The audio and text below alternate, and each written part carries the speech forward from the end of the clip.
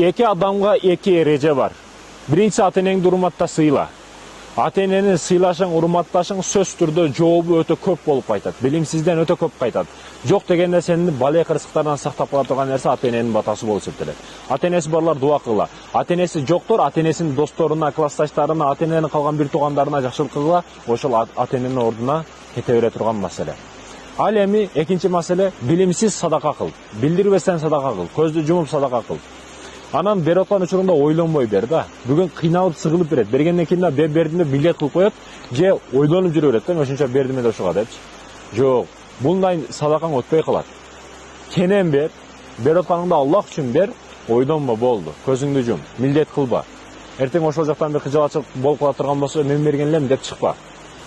Ошондуктан бул нерсе садака, ата-энеге кылынган жакшылык эселеп кайтат, эч качан жоопсуз калбайт да. Бул маселеге маани бериңиздер, урматтуу мекендештерим.